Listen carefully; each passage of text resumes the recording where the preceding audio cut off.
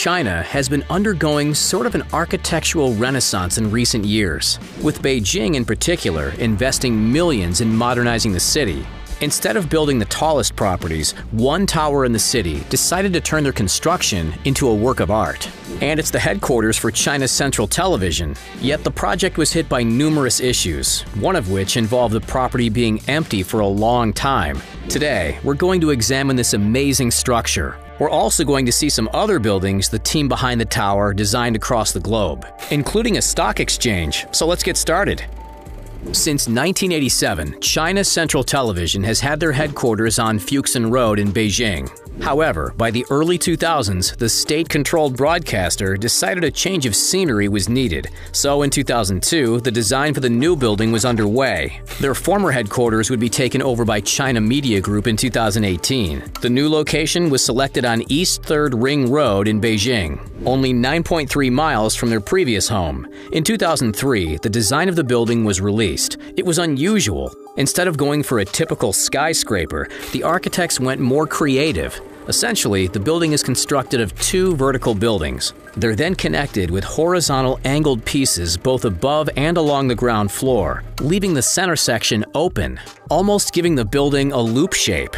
In 2004, construction was underway on the new building. By 2008, the outside of the building was complete. However, there was a big setback, something which we'll delve into shortly. The CCTV headquarters would officially be completed in 2012, yet it wouldn't actually be opened until 2013. Even then, most of the building remained empty for quite some time. By 2014, the building was half-filled with CCTV employees. This is likely down to the bad press and further repairs from the incident. Eventually, the other half was filled too.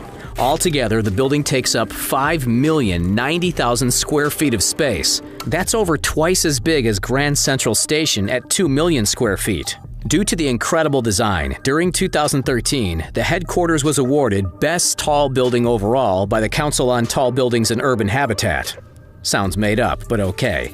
Altogether, the CCTV headquarters is 768 feet tall and has 51 stories above ground and 3 below. With such an unusual design, just the planning phase would have been tricky and required a team in order to make the plans work in reality. According to reports, the cost of the headquarters is said to amounted between $795 million to $900 million, making it one of the most expensive buildings in China.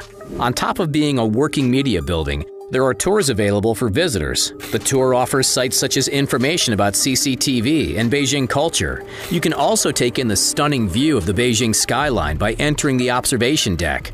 The cost of a tour is around $10 per person. Near the top of the building is a revolving restaurant. It offers Chinese and Western buffets and barbecue. Lunch prices are around $18 per person, while dinner is around $35 each. Under the CCTV tower is the Beijing Pacific Underwater World. Around 2 acres is dedicated to aquatic life for tourists to see.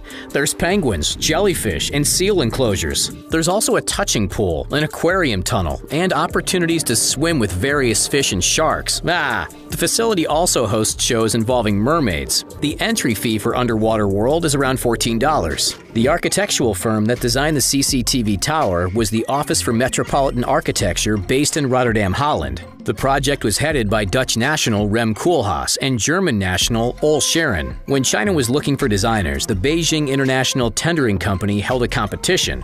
10 companies across the globe entered, yet it was subsequently won by OMA. In 2014, the president of China, Xi Jinping, conducted a public speech. Within it, he stated that China should stop creating weird architecture. Many people began looking at the CCTV building, which had been nicknamed Big Pants by locals. Shortly after those words, Koolhaas defended his work. He said that China benefits from designs like the CCTV tower. Koolhaas continued by saying he would like to discuss the president's views in person. Yeah, because you're going to change that guy's mind. As we briefly mentioned, the CCTV building has been hit by a number of controversies. Firstly, there's the design itself. In 2009, rumors began to spread that the design of the building is more risque in its origin. They believe the building to be questionably shaped like a woman. You can't have that. According to reports, one of the main people responsible for pushing this theory was a professor in architecture in China. They're supposedly angered by the foreign influence on China's buildings. The other issue is that a fire broke out in 2009. On the 9th of February, CCTV were celebrating the last festivities of the Chinese New Year. As such, the tower had a fireworks display. The Beijing police, fire department, and government didn't authorize the display. However, CCTV ignored the warnings and proceeded anyway. The display supposedly contained 700 pyrotechnic devices. Adjacent to the tower was the Beijing Television Cultural Center, also known as TVCC.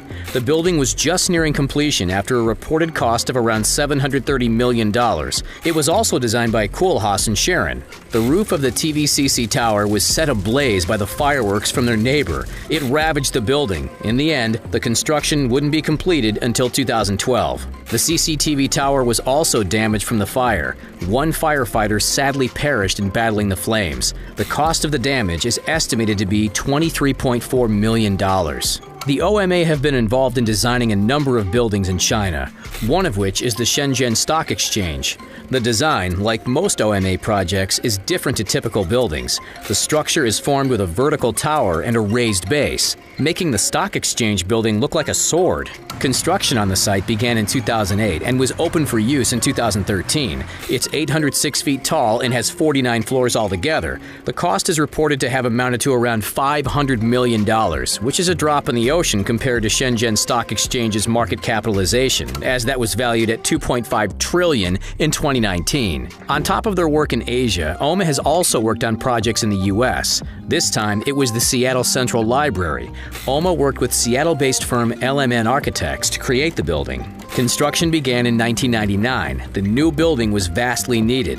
The previous library had 206,000 square feet of space, well under the required amount for an increasing population like Seattle. By 2004, the library was open to all. It now had 362,987 square feet in total, with the computer space going from 75 to 400 PCs altogether. The new library was constructed with a budget of $165.9 million, $10 million of which went towards a temporary library while the massive one was being constructed. The new structure was a big hit with the public. In its first year, the local economy was boosted by $16 million from the new library. OMA might be looking to design a building in every continent. This time, their talents took them to Australia. In 2016, the new plans for what is now called the Western Australia Museum Bula Bardip in Perth was unveiled. The price tag was set to cost $428.3 million Australian dollars. That's around $328 million US dollars, by the way. The design incorporated a modern design with the more traditional heritage buildings. The final building was open to the public in November 2020. Now for the OMA's current project in Europe. It's in the midst of being constructed in Manchester, England. The building will be named The Factory. It'll be home of the Arts Gala, the Manchester International Festival. The plans were made in 2017 and construction broke ground in 2019. It's expected to be finished at some point in 2021. The venue has been designed to incorporate a range of art, such as dance, theater, music, opera, visual arts, and so on. The 143,000 square foot project originally had construction costs totaling £130.6 million, which is around $180 million.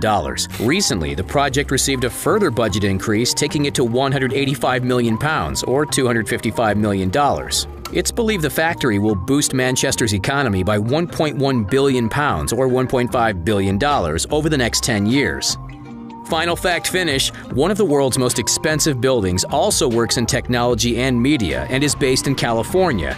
With an estimated construction of $5 billion, Apple Park is also one of the most valuable facilities in the world. Thanks for joining us today. We'll see you next time.